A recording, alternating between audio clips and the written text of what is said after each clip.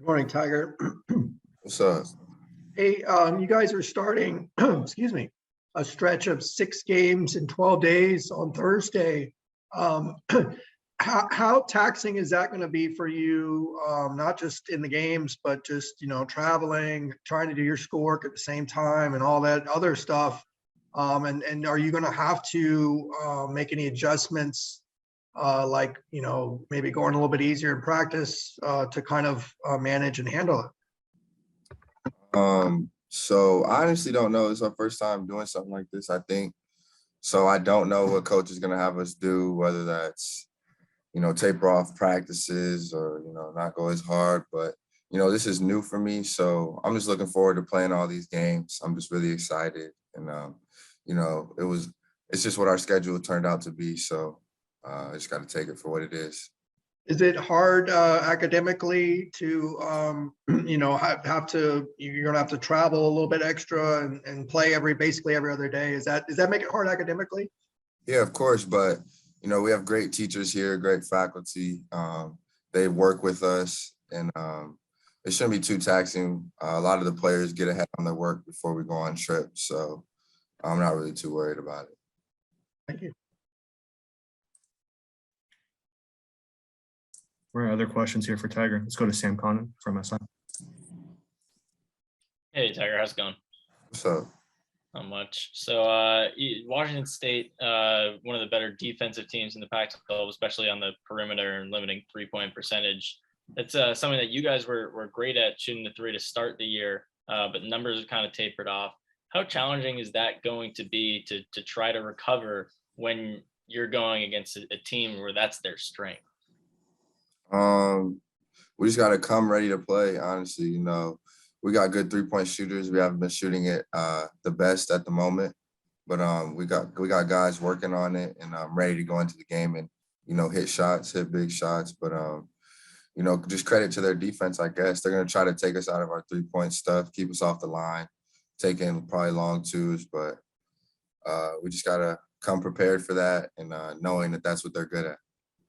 And then in watching any film or just hearing stuff from coaches where you're going into scouting for Washington State, what do you think makes their defense so good? I don't really know. We haven't started to scout yet. I've seen a couple of their games this season. I haven't really watched too in depth with their defensive schemes. So I don't really have an answer for you on that, but I'm sure they just play together and that's probably why they're a great defensive team. All right, we got time for a couple more here. Let's go to Tarek Fatal and then Tracy Pearson.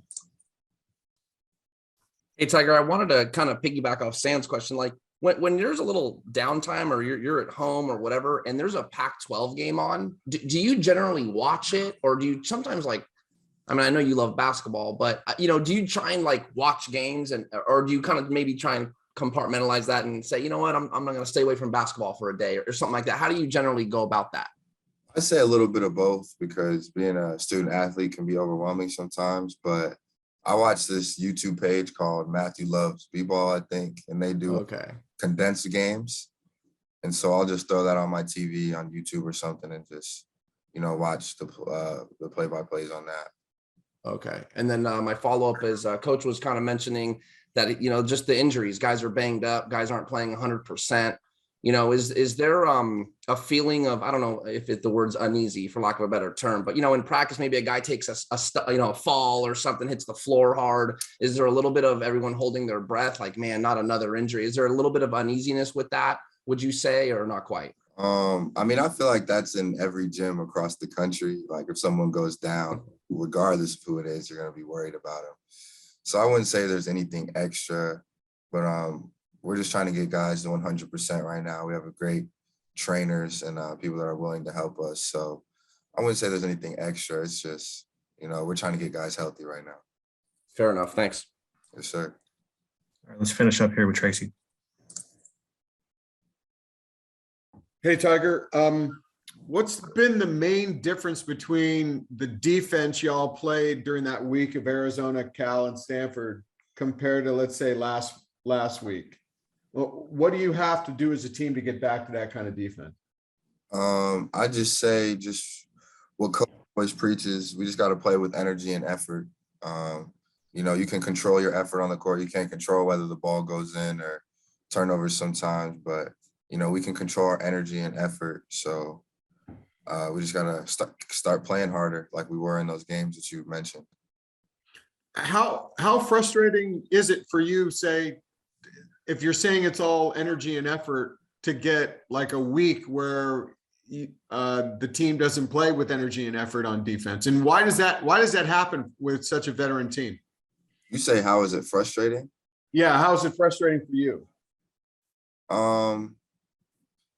Just frustrating in the sense of, you know, not playing with energy and effort will lead to a loss, and it's shown itself this year. So I wouldn't say I really get frustrated at anybody individual or anything like that. I'm just frustrated at the fact that we lost. And then what was your second question? I can't remember. That how can that happen with such a veteran team? How you can lose focus and energy on defense like that for a week? I think guys just, including myself, just not being locked in all the way on the scouting report. And, you know, never make excuses, but we have guys fighting, coming back from injuries right now. So in and out, you could say a bunch of different things, but I would just say we just got to work more on it and be ready by this week.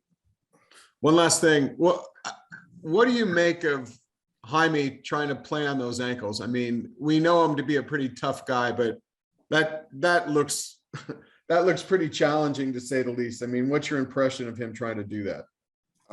Respectfully, I feel like you should just ask Jaime that, of what he thinks about playing on him, because I don't really want to speak on another athlete in that type of way. But I think you should just ask Jaime. All right, we'll wrap it up there. Tyger, thank you for your time. Yep, thank you guys. Good morning, Myles. Morning. Hey, you have one of, excuse me, one of the probably most demanding class schedules on the team. How you got 6 games in 12 days, including 3 road games. How hard is this going to be, just academically and making sure you're able to do everything you need to do as a student athlete? Oh yeah, it's definitely gonna be challenging with all these games coming up, but you know, the whole season is challenging when it comes to balancing school and academics and basketball. So just got to keep, you know, grinding, keep doing everything on time. You know, I try to start everything super early, so I'm already getting ahead on everything I need to. So it's just keep on doing what I've been doing with my time and management and stuff like that. Thank you. Let's go to Tarek Fatal from SoCal News Group. Myles, I've heard, you know, coach has kind of mentioned to us that he tries to get you to like play meaner. You know, I don't know, you know, you're just such a nice guy. And I don't know if that bothers you or what, you know, what that entails. Maybe you can kind of break down what exactly coach means when he says that. And is that something that you've taken as a challenge and you're trying to do, or can you kind of just give us a little bit more context on that? Yeah, no, it's definitely been a challenge. I know what you mean by that. It's just Coach Cronin wants me to be as aggressive as possible when I'm on the floor, especially being as big as I am. You know, I kind of really just could use my size to my advantage. And that's kind of something I've been told that for forever. I've been a nice guy. I got to be more aggressive and stuff like that. So it's definitely a challenge that I'm facing currently. And then, I mean, plus we need it. I mean, I could help as much as I can. And being aggressive will obviously help the team a lot. Why is it you feel like it's hard to do? You know, why is it that you think maybe to do that or channel that is a challenge for you? I mean, I honestly couldn't tell you. It's just, I guess I'm just more mild-natured than I thought. And I guess, have to bring that out of myself when it comes towards the games and stuff. Thanks, Myles. Let's go to Sam Connon from SI. Hey, Myles, how's it going? Good. How are you? Good, thanks. So you started the second half against USC, and coach is talking about how much you've improved just over the course of this year in terms of rebounding. When it comes to lineups and who plays when and stuff, have you heard anything from the coaches about any changes moving forward? And then if you have or haven't, how do you kind of communicate that or talk about that with Cody, who guys, it's either one or the other on the court at any particular time? No, we really haven't talked much about lineups and going forward for this coming games. But, you know, as Cody's in, I'm always ready to go whenever he needs his break or a sub or he gets a couple fouls. I'm always ready to go. So kind of just stay ready. And when I'm in the game, make use of my minutes as well as possible. And when I'm not, I'm cheering for everybody on the floor to, you know, do good and compete. So I just play it as it goes. All right, thanks. All right, let's go back to Ben. Just kind of a follow-up on Tarek's question. It seems like whenever you grab an offensive rebound, you're automatically throwing it back out to the perimeter. Is that just an instinct? And are there times when the coaches look at film with you and they're like, you know, you could just gone right back up with it and scored? Is that something that's you know, you've been a talking point with the coaches? Yeah, definitely. We definitely looked at the film and some of the offensive rebounds I had. But mostly, like in my head, I'm thinking as soon as I grab a rebound, you know, everybody's collapsing on the ball. So everybody's coming. So, and especially with this team, such great three-point shooters, it's easy to spray out. They're obviously going to be wide open because everybody's trying to get the offensive rebound or trying to get the rebound in general. So I guess it is kind of intuition to kick it out of even like in previous teams I've been on. It's kind of just get the rebound and you already know that everyone's going to be collapsing. So you kind of just kick it out. And then either you have a whole new clock at that point. So you either run something or get to doing something. So Got it. Thank you.